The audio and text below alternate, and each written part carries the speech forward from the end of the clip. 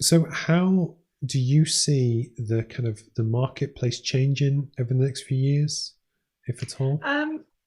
We're already seeing, I mean, we've seen probably, touching on your last point, we've probably got about a third of clients that are looking to where they can tighten up. Is that going to result in any redundancies and things like that?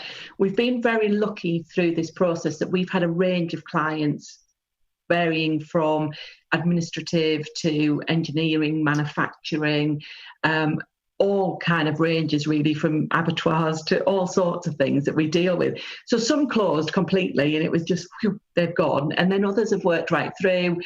And it's interesting how they're all adapting differently. And I do think sort of the next 6 to 12 months is going to be interesting for us to see what happens with our existing clients, but also in the economic side of things. And I did see Boris's communication, and I agree with you. It's about confidence. It's about setting up what the future can look like. You know, at the very beginning, I was going on lots of calls, and one of the things I was saying to people is, because I don't know if other people found it is, but people were holding back on money. They weren't paying their bills. And I kept saying, I'm really small. I'm trying to pay all my bills early because I can afford to. Please bear in mind it's the smaller companies that you've got to do that. And that, I suppose in hindsight, what I was doing is what Boris is saying now is keep spending, keep the economy going, and keep striving forward. The one thing we're very good at is sticking together, stronger together, and driving stuff forward. So I think in the next 6 to 12 months, I hope people can see we have bailed some companies out who haven't had HR. We, every week since COVID started, have done a non-client Q&A, purely for the people that haven't had HR, didn't necessarily have the finances to commit, didn't have the finances to have it in place at the time. And that was us giving back. We wanted to give to the community to say, look, this isn't a sales pitch. We're not here to be preaching and selling to you. We're here to help. And interestingly, I'm really shocked at some of the size companies we've had on. We've had other HR professionals that have come on because they haven't had the resource to do what we've had to do and literally plough through legislation. Some companies have one HR person and they're sat there thinking, have I got it right? What am I doing? So I think HR will be more respected, more valued. I hope people will look at it, what's the best fit for them, whether it be to be in-house with external support or completely external. But again, I think it's going to come down to whether they believe Boris, whether there's confidence, and whether they're willing to invest. We've got a lot of prospects at the moment of people that we've been working through this process, and we're hoping that they're going to fall.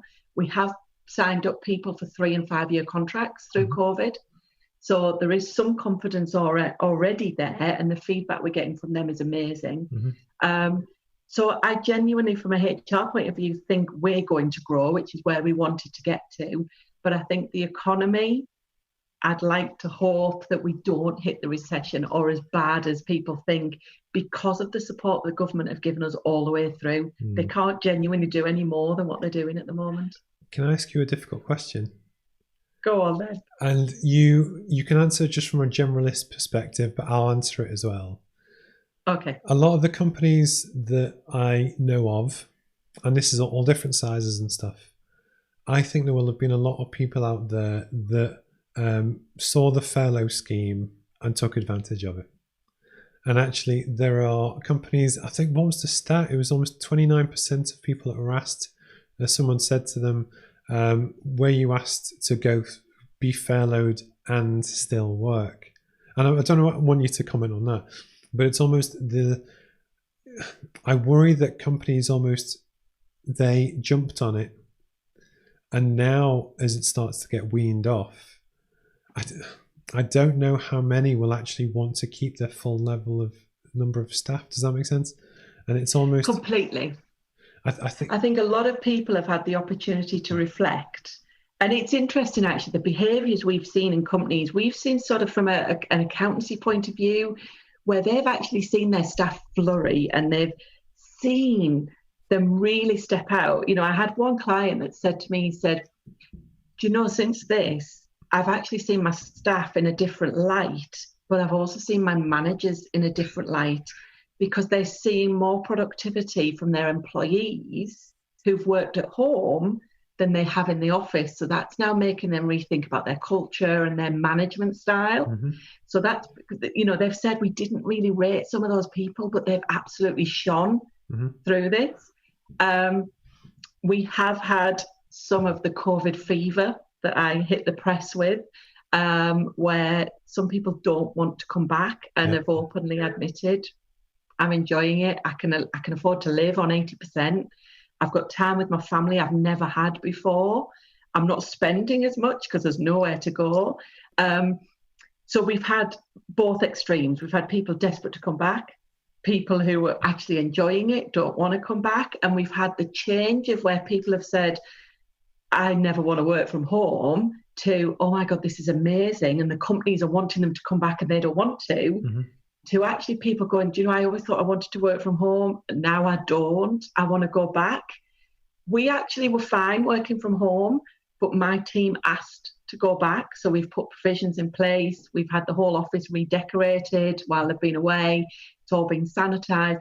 And part of my team are back already. And that was because they wanted to, not because I insisted on them going back. Yeah, cool. Because they work stronger and better as a team. It's because the other dynamic as well is that you have, imagine you've got a team of 6 people, keep the numbers easy, 3 get furloughed, 3 don't. There's the element, especially if people have been topped up, where the 3 that remain in work are working their arse off because they're covering 6 people's work, or, a fair bit. And then there's also the dynamic of, I can see and feel the mental health challenges if you were furloughed and what that could put onto you. So I understand that. But then you've also got the flip side, as someone else is getting paid 80% or potentially 100% for not doing anything. And we're going to have this strange period where we go back to normal, and some people have fought all the way through and shone and really, put one in for the team, and other people haven't. But then there's almost a strange dynamic between everyone feels hard done by for different reasons. And I think in some ways, it's almost where you'll need good leadership within companies just to kind of get everyone back on the same team. Does that make sense? Yeah, no, I would agree. We've seen resentment. Then, I've personally worked all the way through. I think I did manage to get 1 day off throughout all of this, which for me is a record. If anybody knows me, I like my holidays. I've had 5 holidays cancelled throughout this period. I've been exhausted and, it's been tiring. But what I would say is, had I have not worked, I think I would have really struggled. So I have a lot of sympathy for a lot of the people that were automatically furloughed, didn't get a choice. And have struggled through it. I can see why there's some resentment for people. Well, I'm only getting 20% extra and I'm working, like you say, with my arse off to keep this going. And then you've got them sat at home, sat in the sun, because, my God, we've had the best weather the country has ever seen generally through this.